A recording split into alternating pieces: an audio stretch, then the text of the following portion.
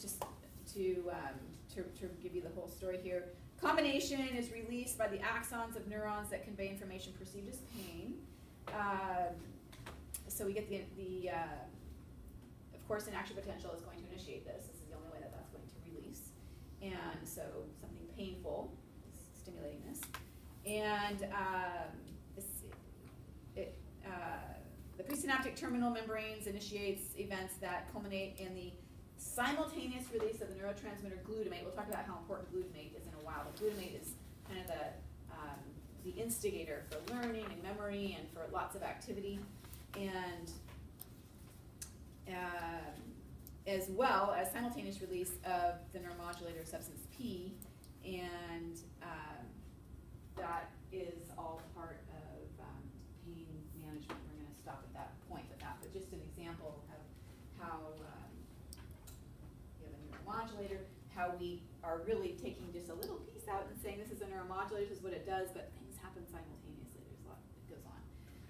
Okay, so as a neuromodulator and neurotransmitter. And then lastly, we have endorphins, which we're all probably pretty well aware of. Endogenous opioids, it's our own little medicine cabinet. We've learned of many ways that we can release them, right? What are the many ways we've talked about to release endorphins? Acute. Running. So exercise, E-stim, that we do with low rate, low rate E-stim. What else? Soft tissue. So some sort of A-beta, lovely experience that feels, that releases that feel-good stuff. What else? Probably releases some dopamine too. What else? Laughter. People that have chronic illness, chronic Kitties. pathologies. Get a bunch of funny kitties Kitties to and help with pain management and mood. All sorts of reasons why. Okay, so endorphins.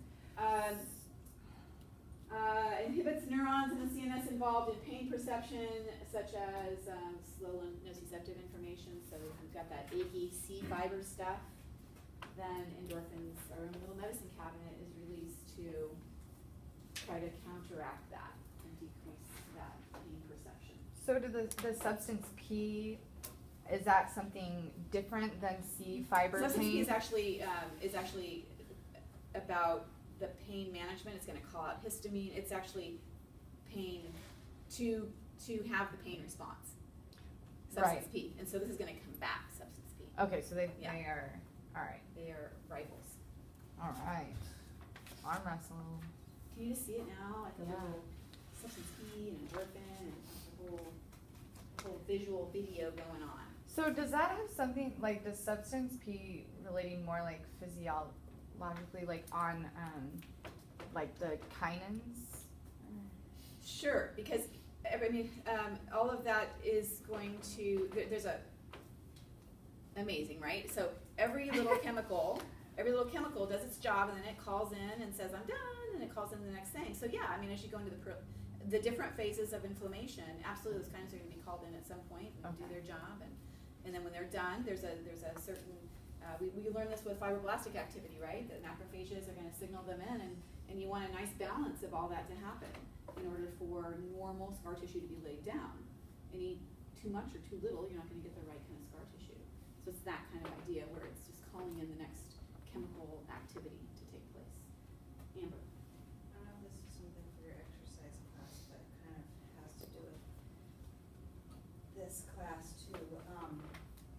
So, like norepinephrine said you're supposed to get it so that you can fight or run or something like that. Now we don't necessarily burn it off. Is there a way that we burn it off physiologically, and then we also combat it with the endorphins and stuff that's released from exercise? Is that?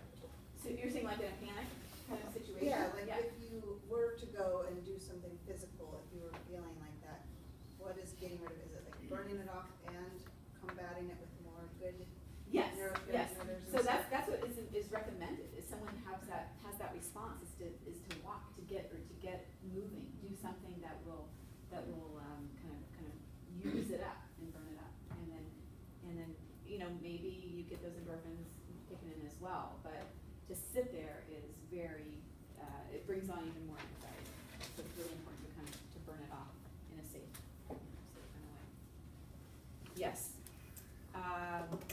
Good. All right. The last, so number 3, I'm just going to start with that and give you a quick little break. So synaptic receptors, we're going to be looking at different synaptic receptors, but the key is the precise action, I'm saying it again, you know this is important.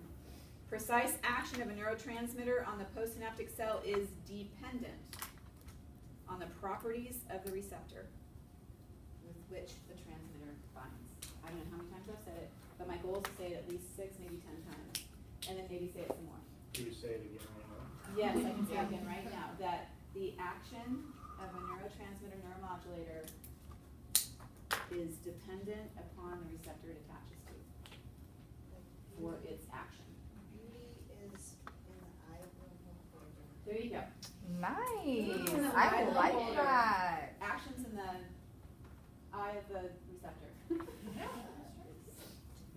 Excellent. Good. All right,